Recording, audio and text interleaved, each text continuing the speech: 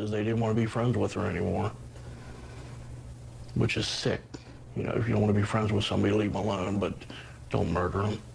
What do you want to say to these two girls? Rotten hell. How's that? Because that's exactly what I want them to do. I want them to go through the pain and agony my daughters went through. I want them to have no life because Skylar doesn't have one. Hey you, and welcome back. My name is Mike, and in this video right here, we're going to look into the case of Skylar Neese. This is going to be a hard one to make my little jokes about. Skylar Neese disappeared from her home in Star City, West Virginia on July 6th, 2012. There's a lot of that social media yoke people keep telling me about in this video, and we'll also take a look at her two best friends. It's definitely one of those with friends like these kind of situations. So let's get into what happened to Skylar Neese.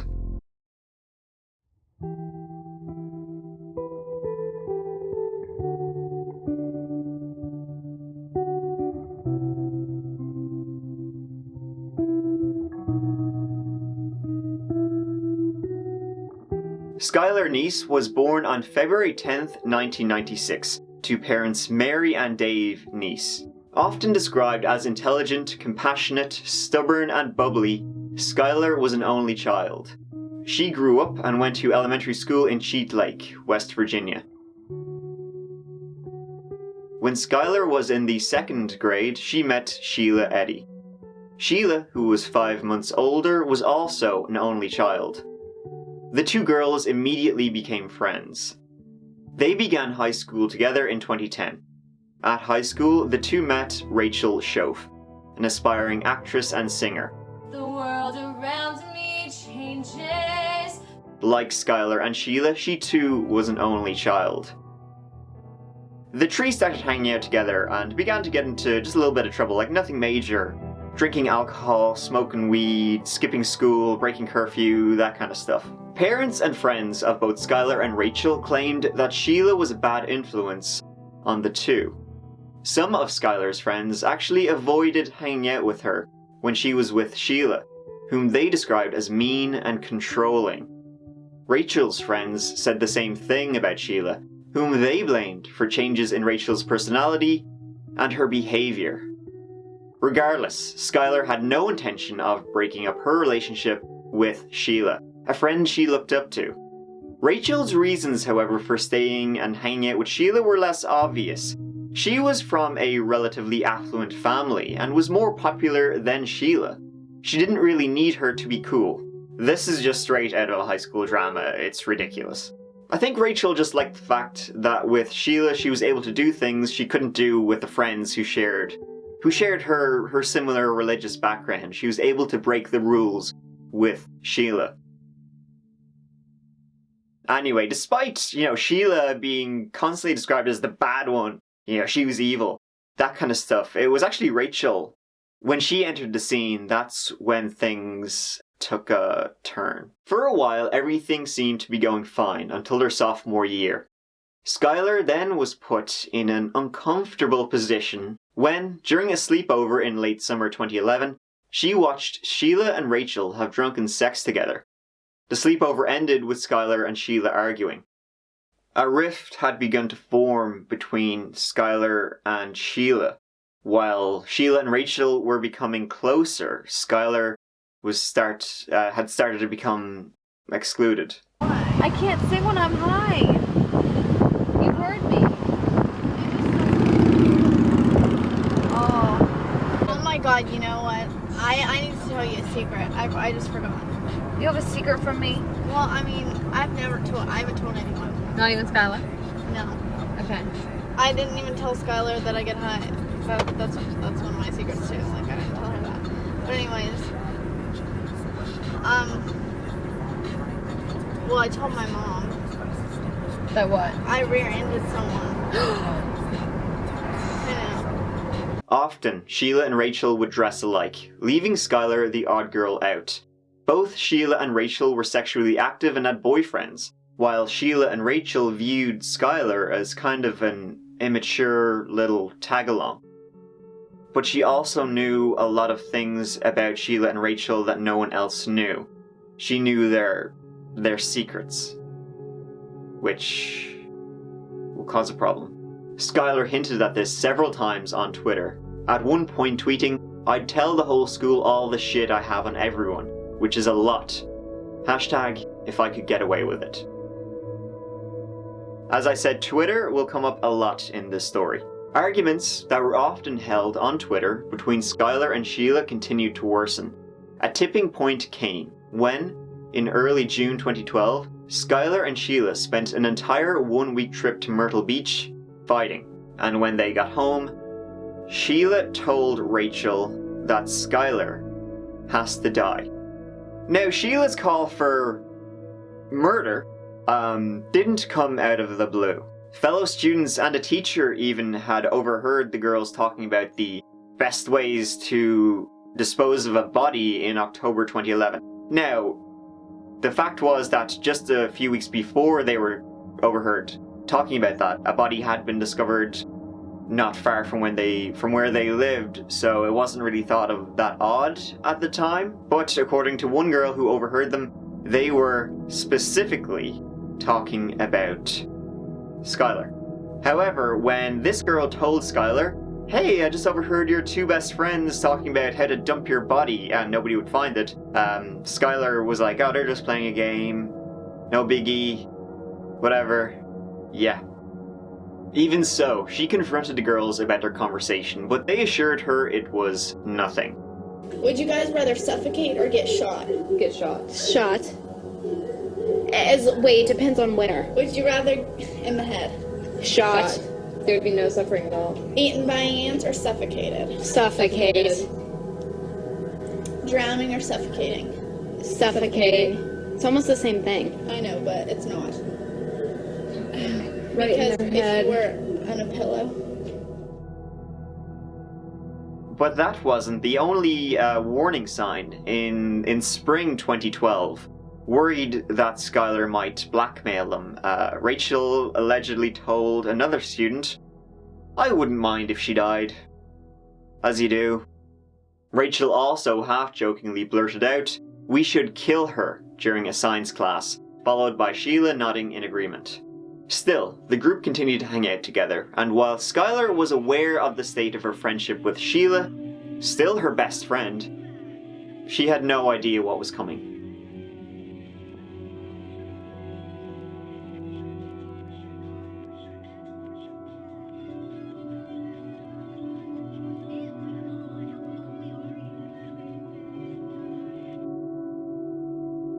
This was her last tweet.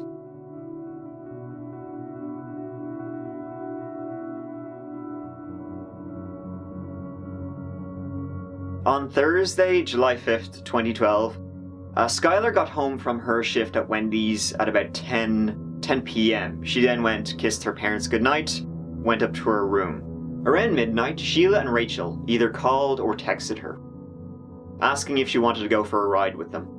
Shelia parked her car next to Denise's apartment, and Skylar, as she usually did, it had become a habit for her, she snuck out of her room, placing a small bench beneath the room's window, and she got into the car with the two other girls.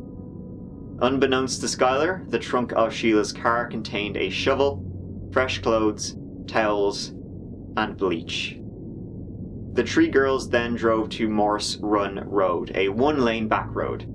Shelia parked the car on a spot about a mile into the road, and they got out.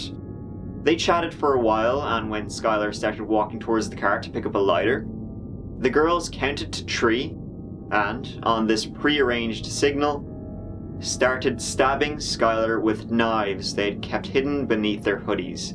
Skylar tried to run, but she was tackled by Rachel. Skylar managed to grab her knife and fight back, inflicting a cut above Rachel's ankle, but she was overpowered by the two girls, stabbing her repeatedly. The girls then stood over her, watching her die. In her dying moments, she could only say, "Why?" Shelia and Rachel had planned to bury Skylar, but the ground turned out to be too rocky for their shovels. Instead, they moved the body next to a big tree and covered her with rocks and branches. After washing themselves in a creek, the girls disposed of their bloody clothes and knives, but left Skylar's turned-off cell phone next to her body.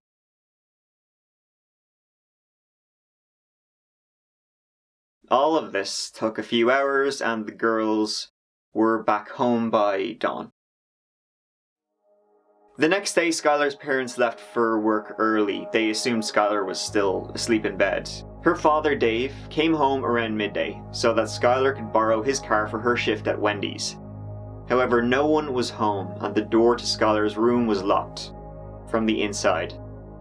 Dave then noticed a small bench outside and an open window, and realized Skylar had snuck out at some point during the previous night. He immediately called Shelia to find out if she had been in contact with Skylar.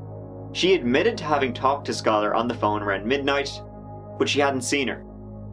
Soon after, Mary, Skylar's mother, got home, and a manager at Wendy's called asking about Skylar. With the situation becoming more worrying, the Neeses called the police. Then Shelia rang. This time she changed her story, admitting that she and Skylar had in fact gone joyriding the previous night. According to her, they had picked Skylar up around 11 p.m. and returned her home at the end of the street in less than an hour, before midnight. Skylar's mother, Mary, knew something was seriously wrong, and she took to Facebook.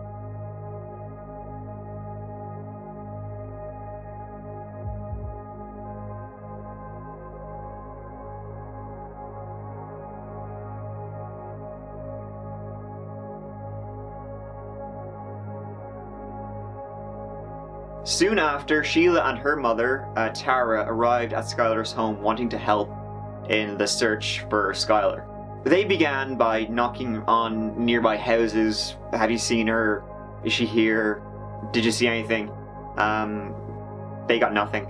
Then they asked their landlord, who had surveillance video, and they seen the surveillance footage. No one at the time realized that the car Skylar was seen getting into was in fact Sheila's car. Now, no one at this point actually suspected Sheila's story, so they didn't bother to rewind even further to see if Shelia had in fact picked her up at 11 and dropped her home. They didn't bother. They just seen Skylar getting into some stranger's car. It was Sheila's car, but for some reason, nobody recognized it as Sheila's car. They even erroneously described it as an SUV when it's not an SUV. It's quite strange. And when the police officer who had arrived viewed this surveillance footage, he said, get this, she voluntarily probably ran away with some guy, and she'd be back in a few days, don't worry about it. Probably the worst advice you could ever give someone, like ever.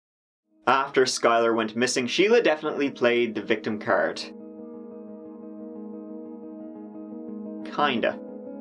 So then the detective who was assigned to Skylar's disappearance from the local police department and was joined by an FBI agent because another person had gone missing in the area a couple weeks previous and they thought it might be linked.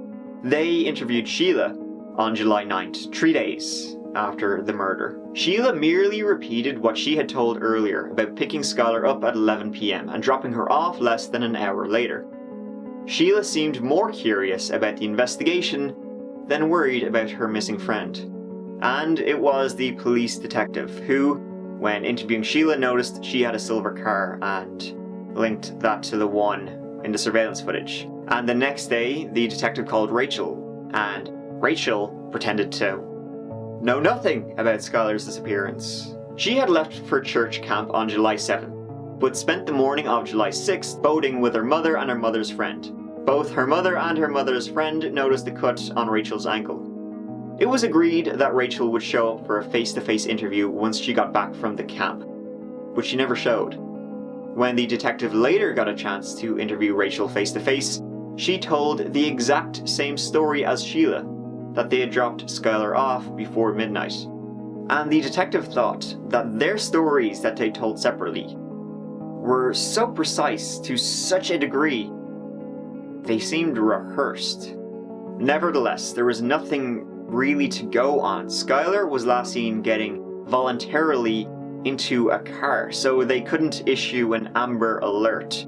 Because they can only issue that for abducted children, but Skylar did this seemingly voluntarily. Skylar's family and her friends thought this was extremely bizarre. Not only was she not the type of person to just leave and not tell anybody, she'd also left her contact lenses, her phone charger back in her room. She left the bench outside her room window. She left the room window open as if she was coming back, you know?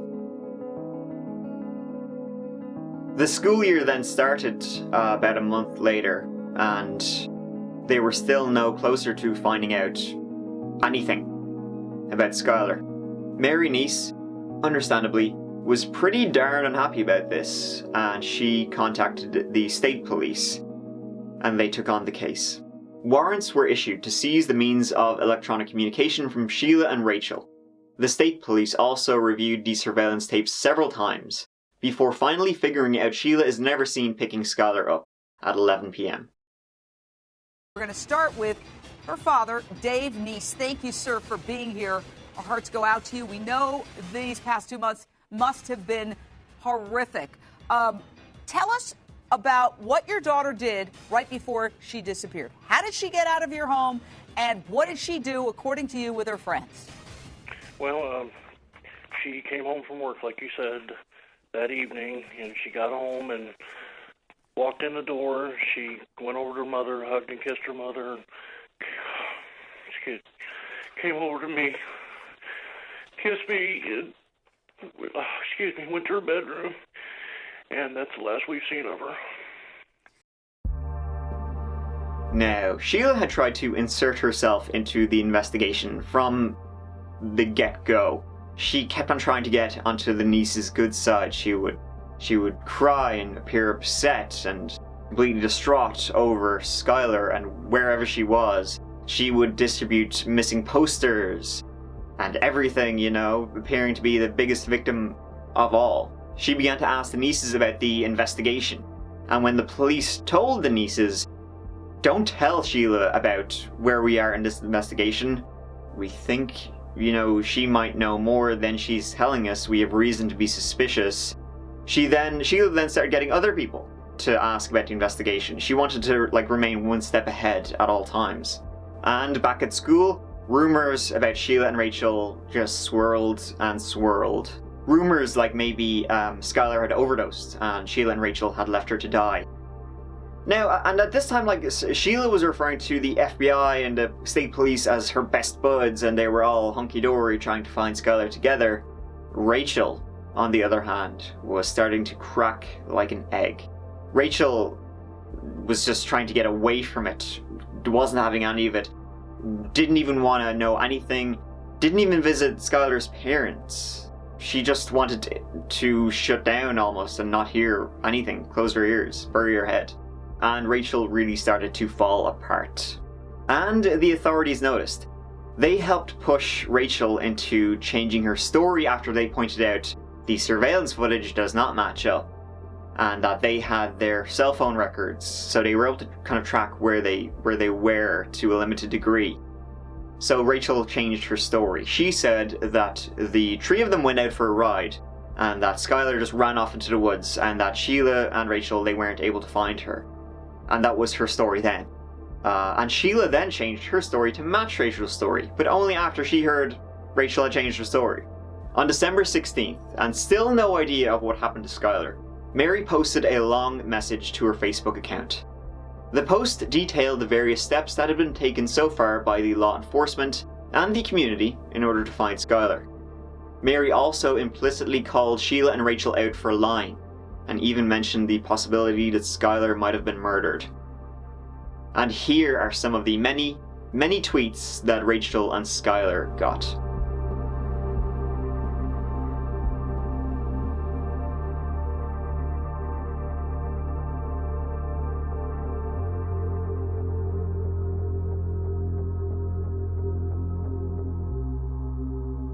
The entire community suspected them. Rachel later got in a fight with her parents. She locked herself in a room, she threatened to kill herself, and she had to be hospitalized in a psychiatric unit. On January 3rd, police interviewed Rachel again. And after only a few short questions, Rachel said, "We stabbed her." Rachel told them what had happened, that they had picked Skylar up after midnight, driven her to a remote back road, stabbed her to death and buried her body. When the police asked why she and Shelia had done it, she could only come up with, "We just didn't like her anymore." It was agreed that Rachel would take the police to the location of the body immediately. The investigators, Rachel herself and her attorney, arrived at the location where Rachel said they had killed Skylar. It was so snowy that Rachel couldn't pinpoint the exact spot where they had buried her. The investigators would have to wait for the snow to melt. The investigators now knew what happened to Skylar, but with her body still buried in the snow, they had no evidence beyond Rachel's words.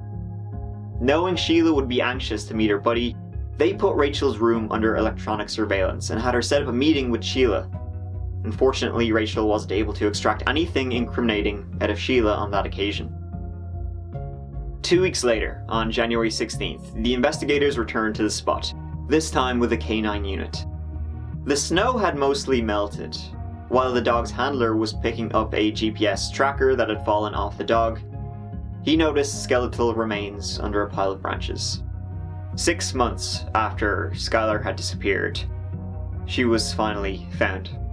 During the following months, Rachel was allowed to roam free, while the investigators were gathering evidence, not only against her, but particularly against Shelia, who they thought would never admit to the crime. And Shelia knew they were after her. Shelia was then given a search warrant to seize every knife in her house and also her car. She also knew by this time that Skylar's body had been found.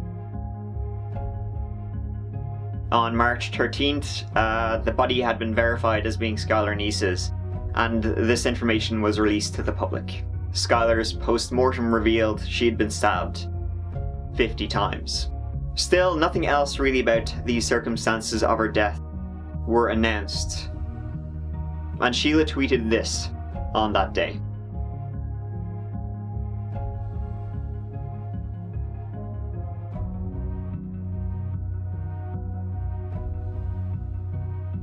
About a month later, Shelia then tweeted this.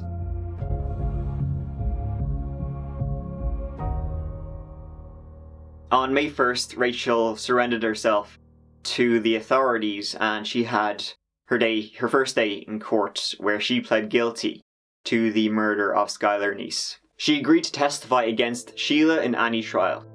In exchange, the prosecution agreed to recommend 20 years for second-degree murder. Shelia was then arrested at Cracker Barrel while dining with her mother. On September 4th, Shelia pled not guilty to the charges of murder, kidnapping, and conspiracy. Then, at Sheila's pre-trial hearing on January 24th, 2014, Shelia started sobbing as soon as she sat down, before the trial had even begun. Often she'd cling to her attorney for support. She then changed her plea and pled guilty to first-degree murder. In exchange for her guilty plea, the prosecution agreed to a sentence of 15 years to life, with the possibility of parole after 15 years. Shelia, Eddy, how do you plead to the offense of murder in the first degree of the felony charged in count 3 of the indictment in this case? Guilty. The record will reflect that the defendant has entered a plea of guilty to the offense of murder in the first degree of the felony charged in count 3 of the indictment in this case. You may be seated. Watch the chair, please. Ms. Eddy, have you heard what the prosecutor said the state's evidence would be? Yes, sir. Is that substantially correct? Yes, sir. Is that what happened? Yes, sir. Ms. Eddy, are you entering a plea of guilty to the offense of murder in the first degree, the felony charged in count 3 of this indictment, because you are in fact guilty of this offense? Yes, sir. My name is David Neese. I'm Skylar's father. I'm here today with my wife, Mary. The person sitting before you, Skylar's so-called friend, took her away from us without any remorse or feelings. You can look into the eyes of those who are responsible, but you can never hear what they heard as they were taking her life. You can see the faces of the killer, but you can't see Skylar's face. She can never understand the fear that she must have had as he took a knife and ended her life. Ms. Eddy, would you please stand? Shelia Eddy, for your conviction of the offense of murder in the first degree upon your plea of guilty, it is the sentence of the court that you've been imprisoned in the West Virginia State Penitentiary for the rest of your natural life. Consistent with the requirements of the Constitution of the United States, that sentence is technically with mercy, which makes you eligible for parole after you have served 15 years.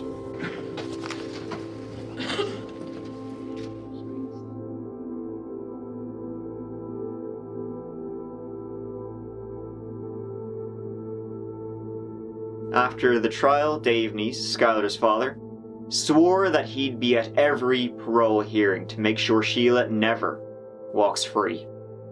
Dave, I also have a question for you. I know nothing will ever replace losing your daughter, but does this bring any sort of sense of closure, and can your family start to move on? Like I said before, there's no closure at all, I don't think. I mean, who knows how my mom works right now, but if you can figure out, let me know. But the only way that there could be closure if they both were in prison. I know they're both in jail right now. One of them's been sentenced, one of them hasn't. After the other one gets sentenced, then we can start worrying about all that. But right now, I don't think it'll ever be closed. My little girl was something you can't close. Rachel's sentencing hearing began on February 2nd. She accepted the sentence, 30 years, for second-degree murder, with the possibility of parole after 10. And still to this day, we do not know why they did this. And that is a question we would like an answer to. Because what in the world would be so bad that you would have to kill Skylar and to put her through what you did?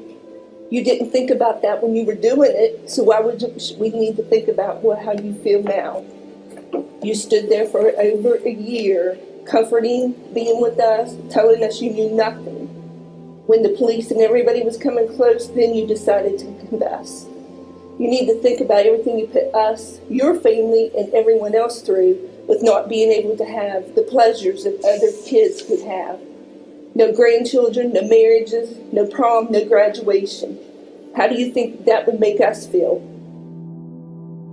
Both are currently serving their sentences at Lacken Correctional Center.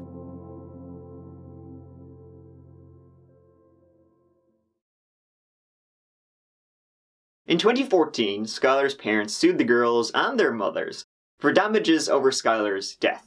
They were arguing that the parents, by neglecting to supervise their daughters, are partially responsible for what happened to Skylar.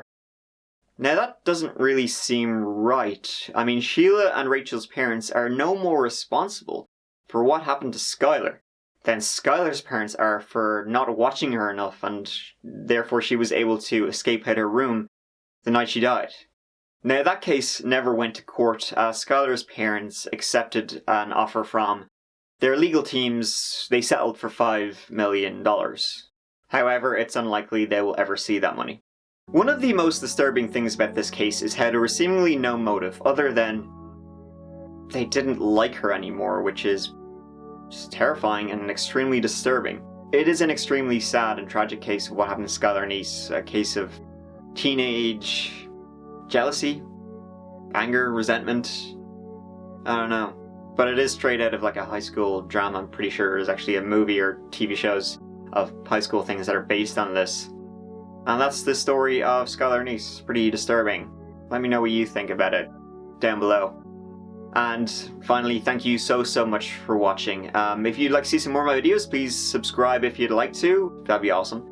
And I will see you as always, real soon, in the next video. Thanks again. Mike out.